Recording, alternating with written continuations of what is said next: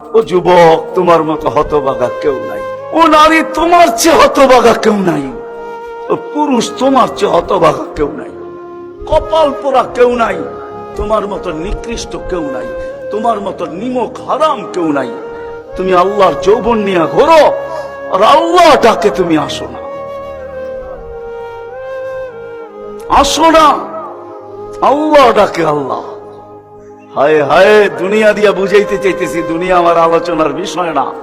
প্রত্যেক দেশেই কিছু ব্যক্তিত্ব থাকে, ইচ্ছা করলেই এদের সাথে সাক্ষাৎ করা যায় না, সিরিয়াল নিতে হয়, সিরিয়াল মতে সাক্ষাৎ করতে হয়। প্রত্যেক দেশেই কিছু ব্যক্তিত্ব থাকে। আমাদের দেশে যেরকম প্রধানমন্ত্রী আছে, রাষ্ট্রপতি আছে, ইচ্ছা করলেই আপনি সাক্ষাৎ করতে পারবেন না, আপনাকে সিস্টেমে যায় সাক্ষাৎ করতে হবে। দুনিয়ার সামান্য একজন পদস্থ ব্যক্তির জন্য, যদি দুনিয়ার একজন পদস্থ ব্যক্তি, তাকে সাক্ষাৎ করার জন্য যদি সিস্টেমে যাইতে হয়, ও যুবক, রাগ হয়েও না, তোমার পায়ে হাত রাখি, তোমার পায়ে হাত রাখি, তোমার যৌবনের উপরে লানত।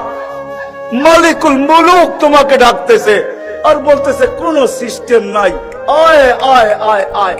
আসাজিদু ইয়াসজুদু আলা কাদামাই রহমান। তুই মাথা রাখতে দেরি, আমার কুদরতি পায়ের নিচে যাইতে দেরি হবে না।